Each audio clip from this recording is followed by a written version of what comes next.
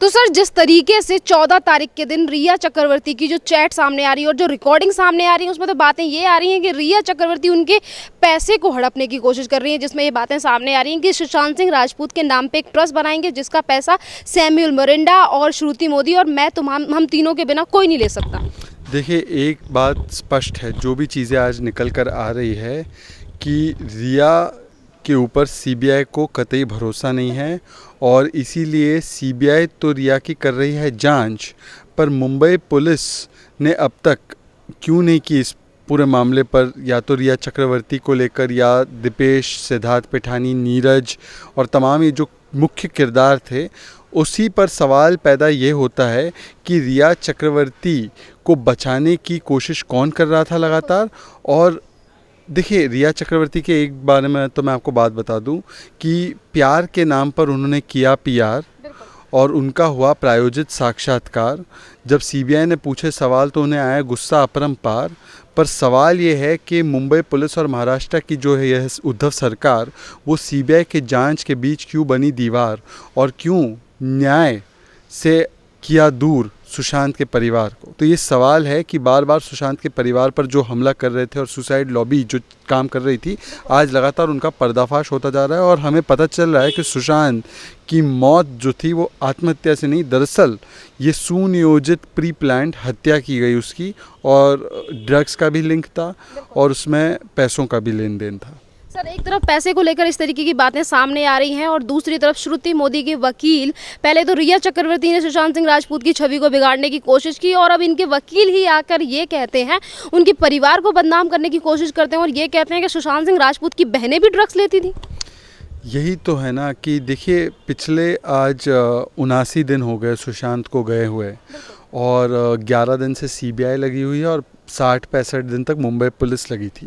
पर 60-65 दिन में जब तक मुंबई पुलिस लगी हुई थी, तब हमें केवल एक ही चीज़ दिखाई दी, चाहे वो संजय राउत हो, चाहे वो महाराष्ट्र की सरकार के बड़े नेता हो, चाहे वो अनिल देशमुख हो, या चाहे वो कुछ दरबारी पत्रकार हो। उनका केवल एक ही एक लक्ष्य था कि सीबीआई की जांच के बीच बनो दीवार और परिवार पर करते रहो बार बार। और इसीलिए संजय राउत ने कहा कि पिता की 2 बीवियां हैं, सामना में कहा गया कि बेटे और बहनों के रिश्ते अच्छे नहीं थे, और फिर उसके बाद रिया ने प्रायोजित एक साक्षात्कार किया, तमाम राज को डीप करने की आज तक जिसने कोशिश नहीं की है उन्होंने कोशिश की, और उसमें उन्होंने सुशांत को ड्रगी कह दिया। सुशांत को पत्रकार साहब ने कहा वुमनाइज़र है, एक उन्हीं पत्रकार ने कहा छोटा मोटा स्टार है, और अब लगातार तो आप एक मोडस ऑपरेंडाई समझ लीजिए कि आरोपी नंबर 1 को बचाना और परिवार पर लगाओ निशाना, ये आप जब कर रहे हैं लगातार एक तंत्र यंत्र मुंबई पुलिस से लेकर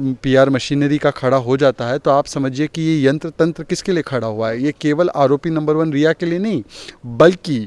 महा पीआर बॉलीवुड ड्रग अघाड़ी, ये इसके लिए खड़ा हुआ है पूरा तंत्र यंत्र। और इसीलिए जिस मुंबई पुलिस के सामने बाप और परिवार भीख मांगता है कि हमारे बेटे को बचा दो फरवरी में, उसके लिए तो मुंबई पुलिस सामने नहीं आती, पर आरोपी नंबर 1 को वीवीआईपी की तरह एस्कॉर्ट की जाती है। तो आप समझ सकते हैं कि पूरा का पूरा यंत्र तंत्र परिवार के ख़िलाफ़, पीड़ित के ख़िलाफ़। और ये बड़े दुख की बात है कि भारत में आज हम लोकतंत्र है, एक रिपब्लिक है, पर आज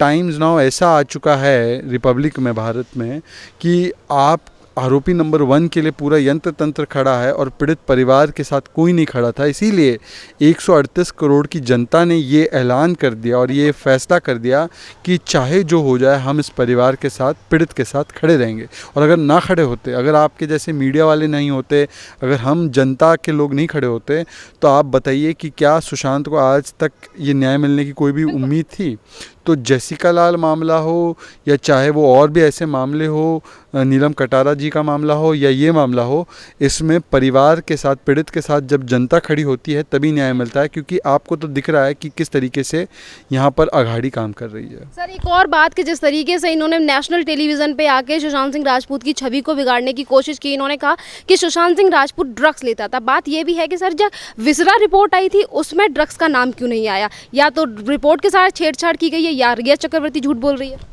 अब देखो, ऐसा है कि तमाम वो ड्रग चैट सामने आ चुके हैं। सवाल ये है कि डूबी का भी जिक्र है। डूबी लेने की किसकी थी खूबी, ये पूरे देश ने देख लिया। किसने, वो एक चैट में ये भी बता रही है कि भाई उड़ीसा में बहुत अच्छा माल मिलता है। तो देखो मैं ये कहूँगा कि माल फूंकना, माल लेना, माल में सौदा करना, इस तरीके की बातचीत किसी है पूरा देश समझ में आता है। अब एक सुशांत जो हमारे बीच नहीं रहा, उसको आप ड्रगी बनाने की कोशिश करते हो। आपका जब प्रायोजित साक्षात्कार हुआ तो उसमें आपने कहा कि मैं ड्रग्स के बारे में बात नहीं करूँगी, मेरा केस को तंग करेगा। और सुशांत को ड्रगी बनाने में आपको तंग नहीं हुआ, मतलब उसमें तो आपने तमाम लालछन लगा दिए उस सुशांत सिंह राजपूत पर, उसके परिवार के और उसके जो दोस्त है जो मेरे भी चैनल और शो पर आते हैं कई बार, उन्होंने कहा कि सुशांत की कभी आदत नहीं थी ड्रग्स लेने की। और परिवार का आरोप और पिता का आरोप भी यही है कि धीरे धीरे कर जहर, मतलब ड्रग्स से ही मारा गया। पहली जो एफआईआर पटना में हुई उसमें भी विकास सिंह और परिवार ने यही कहा कि कुछ ड्रग्स के ओवरडोज के साथ, उनको ये तब नहीं पता था कि कौन से ड्रग्स थे, पर आज समझ में आ रहा है कि ये जो ड्रग्स की बात की जा रही है, हो सकता है ये MDMA जो एक केमिकल हार्ड ड्रग है और जिसके लेन देन की बात गौरव आर्या से हो रही है, जो जिसके ड्रग कनेक्शन के लिए आज ईडी ने उनको बुलाया था। उसके अलावा जो बात हो रही है वो डूबीज़ की हो रही है, मैरिजुआना की हो रही है, हैश और वीड की हो रही है, बड्स की हो रही है। इसके अलावा तो ये मैं आपको बताता हूँ कि दरअसल मामला ड्रग लिंक को लेकर ही है।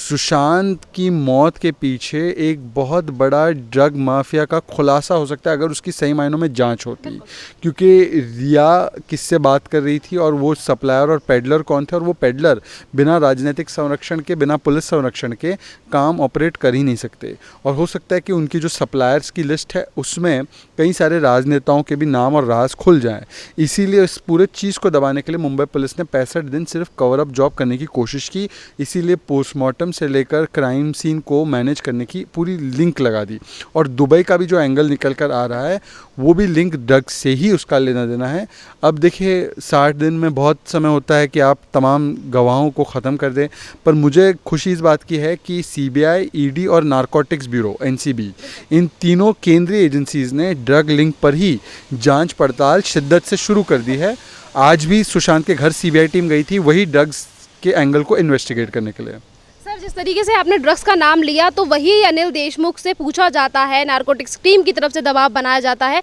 और इनसे ड्रग्स को लेकर जब पूछा जाता है मीडिया के द्वारा कि ड्रग्स के ऊपर आप क्या कहना चाहोगे, तो उस पर अनिल देशमुख चुप्पी साध लेते हैं और कहते हैं कि नो कमेंट्स, हम इस पर कुछ बातें करना नहीं चाहते। जब सुशांत सिंह राजपूत का मामला आता है तो ये 15 मिनट में बोल देते हैं कि ये सुसाइड है, और जब ड्रग्स का मामला आता है तो कुछ बोलना नहीं चाहते।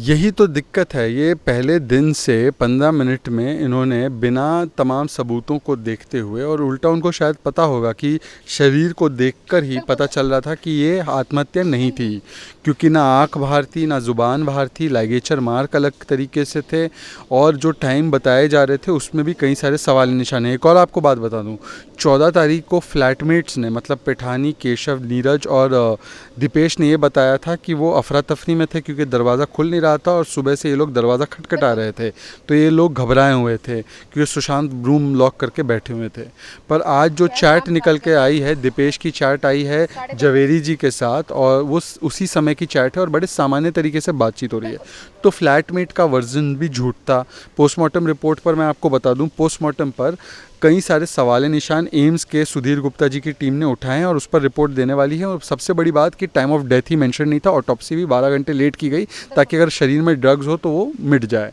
इसके अलावा कूपर अस्पताल को आज ही Maharashtra state human rights commission ने तलब किया था और उन्होंने पूछा था कि रिया चक्रवर्ती मॉर्चुरी कैसे पहुंची, उसके प्रमाण दीजिए, कैसे, किसके साथ। तो जो जवाब दिया उससे संतुष्ट नहीं है और इसलिए 7 तारीख को रिपोर्ट भी मांगी है। तो ये तमाम चीज़ें ऐड ऑन करती है कि भाई ये आत्महत्या नहीं थी, ये हत्या, रहस्यमय हत्या थी और अब मर्डर की तरफ इशारा हो रहा है। पर सुशांत की मर्डर को, प्री प्लान्ड मर्डर को, एक वेल एग्जीक्यूटेड मर्डर को अगर कोई आदमी सुसाइड घोषित करता है तो वो इसलिए करता है ताकि ये जांच बंद हो जाए, कवर अप हो जाए, और जो इसके ड्रग के साथ और ड्रग पेडलर्स के ज़रिए जो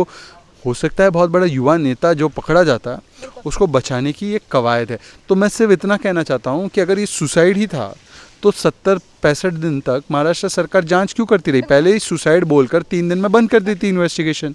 पर उन्होंने जारी भी रखा क्योंकि उनको भी पता है कि ये सुसाइड का मामला था ही नहीं। सर, एक तरफ इस तरीके की चीज़ें निकलकर सामने आ रही हैं, एक लास्ट क्वेश्चन ये भी है कि अभी आपने कुछ देर पहले गौरव आर्या का नाम लिया था। गौरव आर्या का नाम जिस तरीके से सामने आ रहा है, कह रहे हैं कि 2017 से इनकी मुलाकात हुई थी, ये कारोबारी हैं, ये भी निकल के सामने आ रही हैं। तो कुछ लोगों का ये भी कहना है कि जिस तरीके के अब जो रिलेशन सामने आ रहे हैं, रिया चक्रवर्ती की बातें निकल के सामने आ रही हैं, तो कुछ लोगों की नज़र सुशांत सिंह राजपूत के बिजनेस के ऊपर भी थी।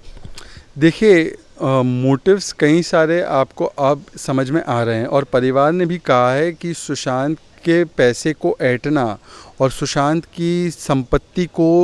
ले लेना ये एक मुख्य कारण था जिसकी वजह से उसे ड्रग्स दे देकर उसको ओवरडोज कराकर धीरे धीरे उसे जहर देकर मार दिया गया ताकि उसके पैसों को इधर से उधर किया जा सके और वो पैसों को ऐंठ लिया जा सके। तो दरअसल मामला फाइनेंशियल और ड्रग एंगल का ही है, पर क्योंकि ड्रग एंगल से बहुत सारे राज खुल जाते और रिया चक्रवर्ती के भी जो बॉलीवुड में, देखो रिया चक्रवर्ती कौन है, रिया चक्रवर्ती बाय हर सेल्फ कोई नहीं है, पर रिया चक्रवर्ती के पीछे जो एक पूरी लॉबी या जिसे मैं कहता हूँ महा PR दुबई ड्रग अघाड़ी खड़ी है, जिसमें नेता, पुलिस वाले, बॉलीवुड के बड़े डायरेक्टर, प्रोड्यूसर, वो तमाम लोग खड़े हैं। तो उन्हीं को बचाने के लिए अब ये स्क्रिप्ट रची गई, सुसाइड स्क्रिप्ट। उसके डायरेक्टर और स्क्रिप्ट राइटर जो है वो आपके सामने बहुत जल्द आ जाएंगे अगर CBI को खुले तरीके से जांच करने मिले तो। पर अब मुझे ये लग रहा है कि अब इतने दिनों बाद CBI घुसी है इस इन्वेस्टिगेशन में, कितने सबूत तो मिटा दिए गए होंगे। और वो सबूत आपको मैं एक सबसे मेन सबूत बताता हूँ कि जो घर आपको रखना चाहिए था अपने ताबे में ताकि उसमें से सबूत और खंगाले जा सकते फोरेंसिक के, आपने उसे तुरंत हैंड ओवर किया। जबकि आपको पता होगा कि सुनंदा पुष्कर मामले में 2 साल तक लीला पैलेस का होटल रूम दिल्ली पुलिस ने अपने कब्जे में रखा था, उसका रेंट देती थी। तो इसी से आप सवाल उठा सकते हैं और समझ सकते हैं कि कितना बड़ा, दुनिया का सबसे बड़ा कवर अप जॉब दुनिया की सबसे बेहतरीन मुंबई पुलिस ने दुनिया के सबसे बेहतरीन मुख्यमंत्री उद्धव ठाकरे के कार्यकाल में किया। तो मेरा सवाल यह है कि दुनिया के कौन से सबसे बेहतरीन युवा नेता को बचाने के लिए किया गया। धन्यवाद सर।